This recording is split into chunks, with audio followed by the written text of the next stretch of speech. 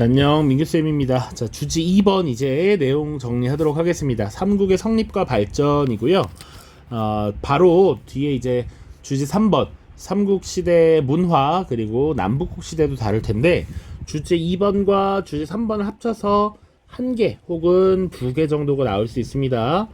자, 그런데 이 부분은 조금 더 특이하게 봐야 될 점은 최근에 출제 경향을 좀 봐야 돼요.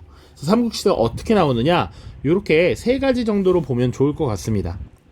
이제 가장 출제 가능성이 높은 거, 최근에도 이렇게 출제됐다라는 것은 문화유산과 연계를 하는 겁니다. 우리 삼국이라고 하면 고구려, 백제, 신라가 있죠. 이 고구려와 백제, 신라의 문화유산들이 있는데, 문화유산을 주고 이 나라와 관련된 설명으로 오는 것은 이렇게 모일 수 있고요.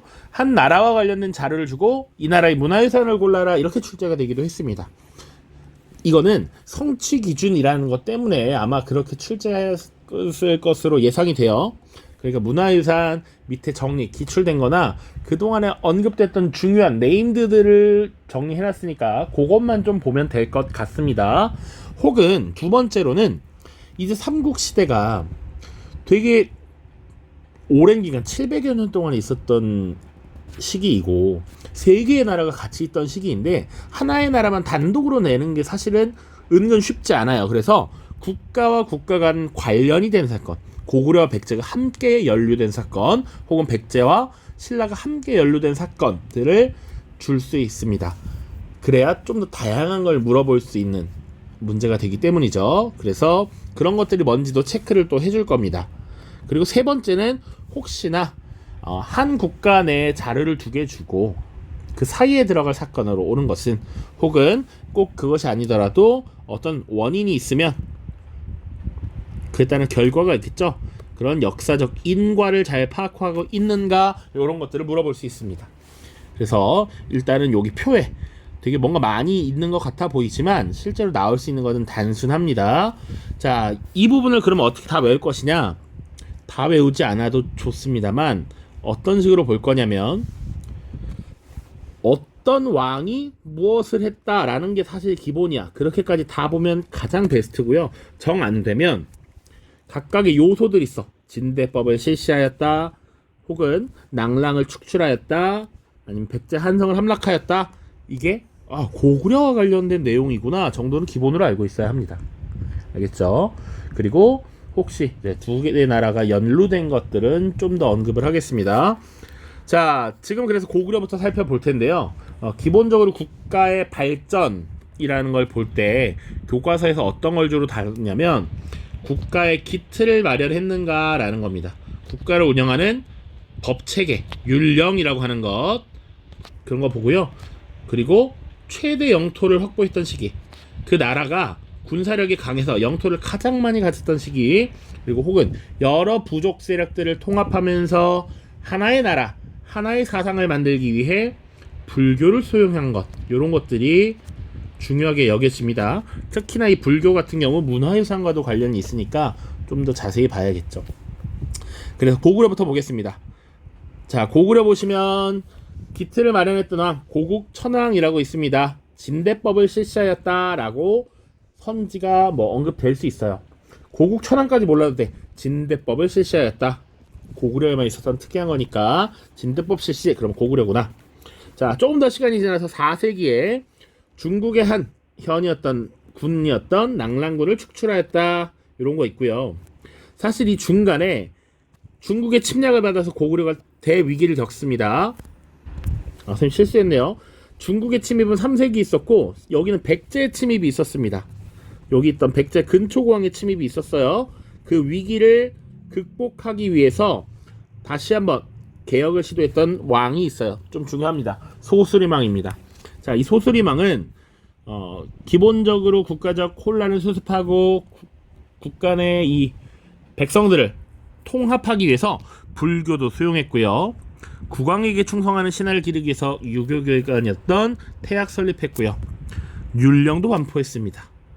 이때의 노력을 바탕으로 5세기, 4세기 말부터 5세기까지 광개토왕이 등장합니다. 한강 이북을 점령했고요. 그리고 신라를 구원했어요. 신라 구원.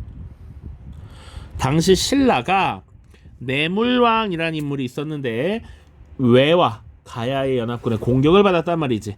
그래서 신라를 도와줍니다. 5만 명의 군사를 파견해서. 자, 그리고 이때 봐야 되는 것, 이때 신라를 도와주는 것을 넘어서서 그 주변에 있었던 가야를 공격합니다. 그래서 가야는 여러 개의 작은 나라들이 연합해 있었던 연맹 왕국이었는데 그 연맹을 주도했던 대장이 금관가야였어요. 그 금관가야가 힘을 잃으면서 가야 연맹의 주도권이 대가야에게 넘어가는 이런 일들이 발생합니다. 자, 요런 것들이 요 2번에 해당하는 겁니다. 광개토 대왕이 신라를 구원해줬어. 이미 고구려와 신라가 나와 있는데 심지어는 가야까지도 연계되어 있지. 이런 것들은 조금 중요하게 보면 좋겠다라는 것. 자, 그래서 광개토 대왕이라고 하는 인물은 우리 한반도 북부 지역, 한강 이북 지역을 점령하고 북방 지역의 영토를 확보했다면 이 장수왕이라고 하는 인물도 굉장히 중요하죠. 고구려의 최대 영토를 확보했던 왕이고요. 아버지였던 광개토 왕의 뒤를 이어서 영토를 확장하게 되죠. 이 장수왕은 한강 이남 지역에도 관심을 갖습니다. 수도를 평양으로 옮겼고요. 남진 정책, 남쪽으로 진출하는 정책이야. 그래서 백제를 공격합니다. 백제의 수도였던 한성을 함락시키죠.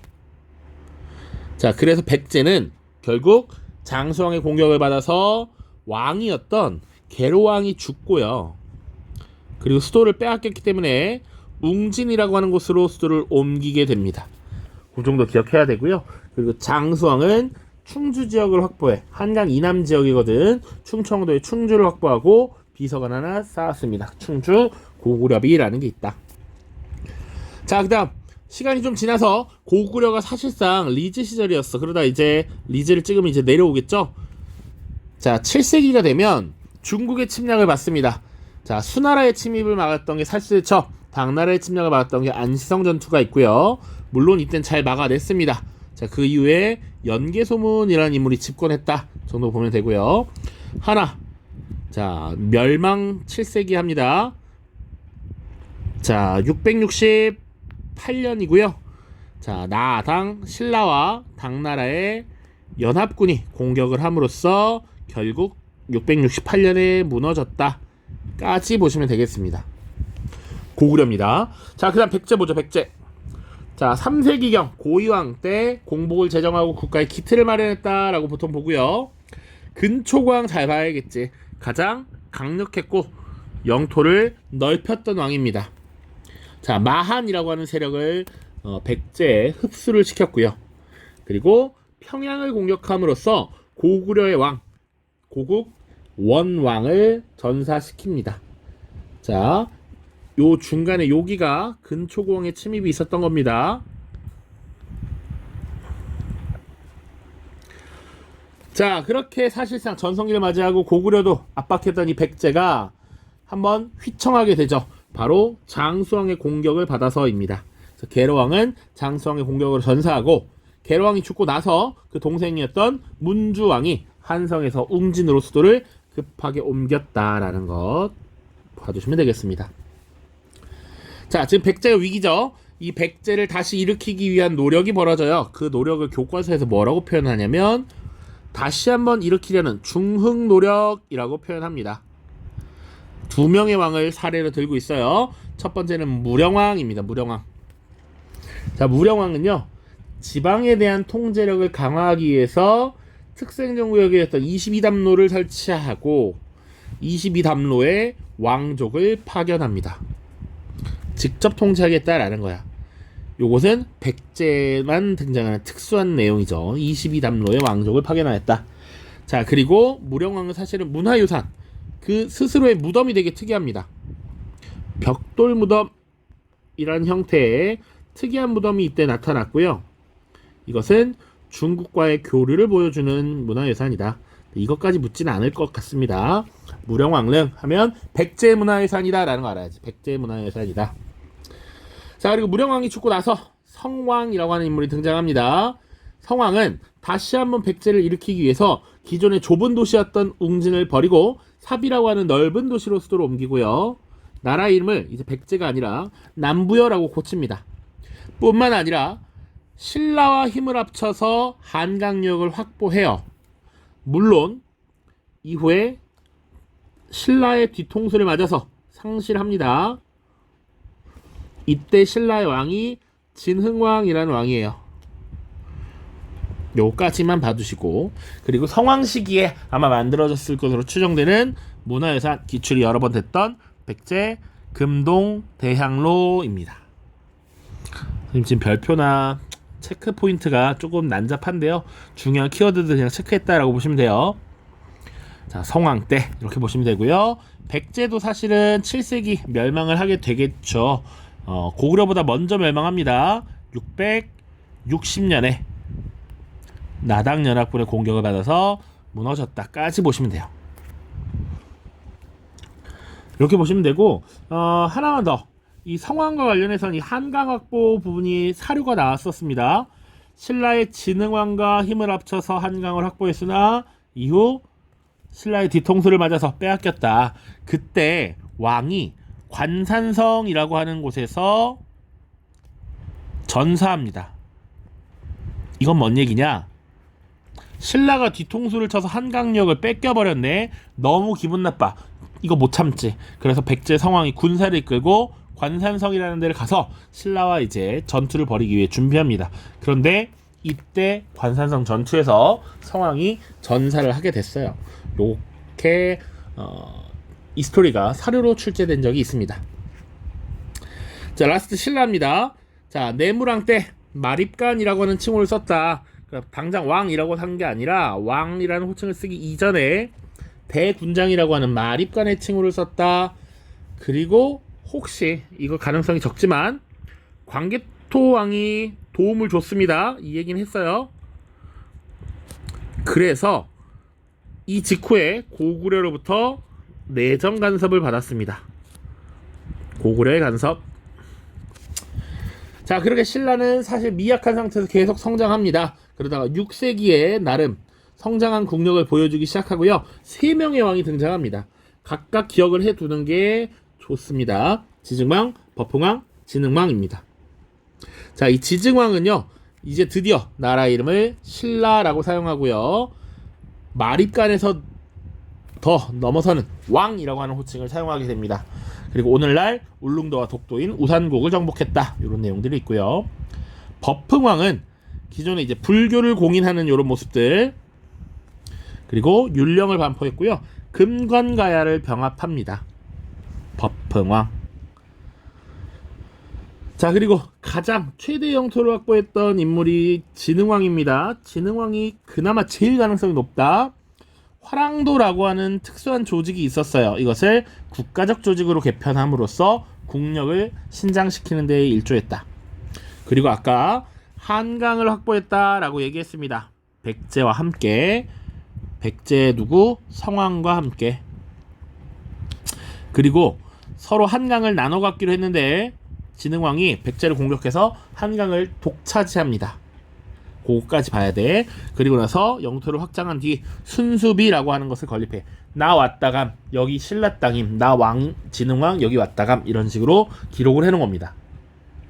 자, 그리고 요것도 또 가능성이 있어요. 대가야를 병합하였다. 그래서 이때 가야가 이제 사라지는 이런 모습이 나타납니다. 자, 그 뒤에는 사실은 무열왕과 문무왕이라는 왕이 등장합니다. 자, 무열왕 나당연합을 결성했고요. 백제를 무너뜨렸습니다. 660년. 연도 안 중요해요. 자, 그 아들인 문무왕 때는 고구려를 병합했고요. 그리고 백제와 고구려를 무너뜨린 다음에 당나라가 신라를 흡수하려고 했어. 그래서 당나라와 전쟁을 벌이게 됩니다. 이 나당 전쟁에서 승리를 하면서 676년에 삼국 통일을 완수했다라고 보통 우리가 표현을 합니다.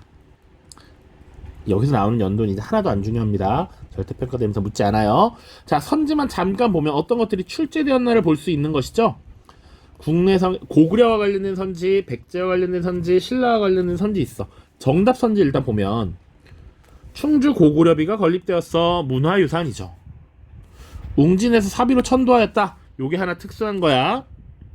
근데 사실은 요거 물어볼 때 자료가 뭐였냐면 백제금동대학로였습니다. 오케이? 백제금동대학로 주고 이 국가와 관련된 설명 웅진에서 사비로 천도하였다. 그리고 실제 백제금동대학로가 정답으로 나오기도 했습니다. 여기도 정답 하나 있으니까. 자, 나머지는 이제 주제 3번에서 볼 수 있을 것 같아요. 자, 주제 3번에서는 이제 남북국 시대, 통일 이후의 신라와 발해, 그리고 삼국시대, 그리고 남북시대의 문화유산들을 살펴보겠습니다. 주제 2번, 3번 같이 보는 게 필요합니다. 자, 고생했습니다. 다음 영상에서 만나요.